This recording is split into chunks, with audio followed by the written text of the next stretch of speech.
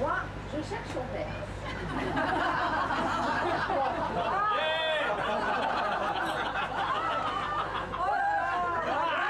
Le phare. Oh, le phare. Elle aime les petits jeunes. Nico. Les remarques sont souvent vérifiées, mais pas toutes. Tu disais aussi, les mecs, c'est comme les places de parking. Pour nous, il ne reste que les places pour les handicapés. Retiens, patate. On a dit ça, oui, j'ai dit ça. Heureusement, nous avons trouvé quelques bonnes places qui restent encore cachées par-ci par-là et nous avons pu en profiter. Tu es retourné à tes amours de jeunesse et a priori cela t'a réussi parfaitement. Il y a un proverbe russe qui dit, je ne savais pas qu'il y avait une russe parmi nous, donc j'espère que c'est vrai. Le mariage n'est pas une course, on arrive toujours à temps. Nous n'avons pas qu'écumé les couloirs de Dauphine, nous avons aussi sévi dans de nombreuses boîtes. Du balajo où nous décidions la viande saoule en pleine soirée, à la bodega où nous avions l'impression dans certaines salles d'être les monos, les ados branchés du 13e. Mais voilà, nous aimions tellement danser que rien ne nous arrêtait. Nos soirées filles étaient aussi épiques. Nous commençons par refaire le monde pour finir après quelques verres par des histoires un peu plus coquines. Nous délirions sur nos formes esthétiques, nous les comparions. Une chose est sûre, les larmes n'étaient pas de rire. J'ai, grâce à toi, arpenté la rue des Rosiers un jour où tu avais décidé de nous préparer un repas de biche. C'est là où j'ai compris que Marvilla Longa, elle n'en rajoutait pas.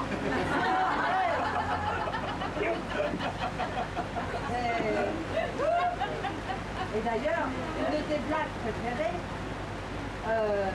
enfin celle qui m'a toujours fait le plus rire, c'est quelle différence y a-t-il entre une mère italienne et une mère juive? Quand la mère italienne menace, elle dit si tu ne manges pas à ton fils,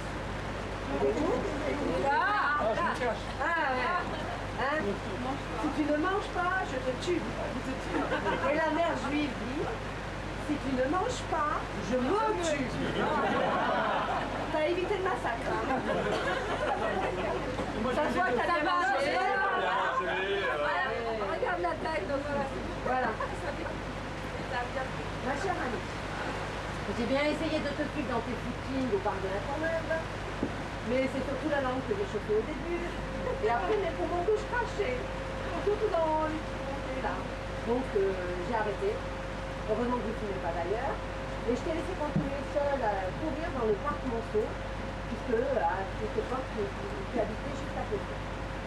Maintenant, nous avons un peu plus de vie, nous sommes un peu plus grandes, nous sommes un peu plus sages, peut-être un peu trop. Nous écumons plus le parc de la Courneuve, les boîtes et les bancs des facs, mais nous écumons les théâtres. On essaye de refaire le monde autour d'un bon vin et nous reléguons les choses coquines à nos espaces très très privés une fois qu'on est rentré dans notre pénate. Philippe, nous le connaissons beaucoup moins. Nous n'avons pas fait les 400 coups ensemble, mais le courant est passé assez rapidement. Pour partir à mon petit speech, j'ai interrogé tes amis. On doutait. Ta famille. Donc j'ai donc appris quelques voilà. Alors il paraît que Gucci, ça avait un an environ, tu adorais jouer avec les casseroles. C'était pas du tout pétante, surtout quand les couvercles passaient par la fenêtre du 3e étage pour atterrir sur le trottoir. Mais c'est un jeu qui avait suggéré ta grand-mère paternelle apparemment pour être un peu tranquille. C'est vrai. Donc ça, voilà. Ça, c'est fait. Alors, plus tard, en tant que responsable de gestion des demandes clients, quand on te demandait quelles étaient tes missions, tu aimais répondre avec un petit sourire. Je suis le chef de Sylvie Heitinger. Alors peut-être que je prononce mal le nom, je m'en excuse. Heitinger. Faut croire que c'était une sacrée mission, hein. Voilà. Alors ta mission aujourd'hui c'était de dire oui. Tu l'as accepté. Et bon, tu t'en es relativement bien sorti.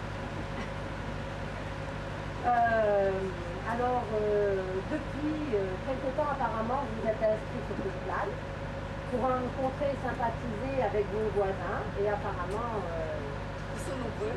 ils sont nombreux et donc ça a réussi. Vous êtes mis aussi au bout du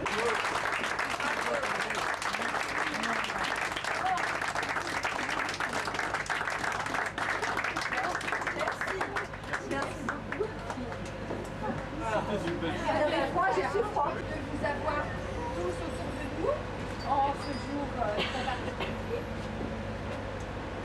Voilà, c'est une histoire qui a pris naissance il y a 42 ans, qui s'est, avec un grand espace, voilà. On a grandi, on a vécu d'autres amours qui étaient très forts aussi. Et puis, parce que la vie est ainsi faite, un jour on s'est retrouvés et on a décidé de finir ensemble le bout du chemin pour rester. Et c'est une histoire tellement belle pour nous qu'on avait envie de le faire partager à notre famille, à nos enfants et puis à tous les amis que vous êtes. Parce que, voilà, parce que vivre bien, c'est aussi grâce à vous. Voilà. Un grand merci d'être nos amis, un grand merci pour notre famille de nous avoir accompagnés dans les moments faciles et dans les moments moins faciles. Et puis je vous aime.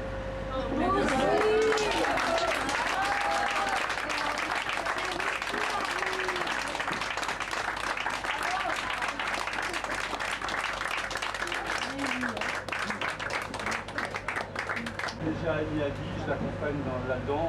C'est vrai que si vous êtes là, c'est pour je vous aime également. Ça c'est clair. J'accompagne fortement, autant vis-à-vis de la famille, évidemment, vis-à-vis de tous les amis qui sont là. Parce qu'il y a des choses qui sont fortes.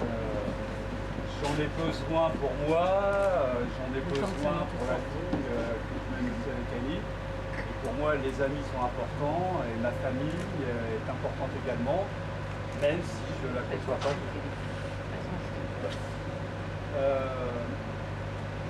Il y a un petit départ à la ville là.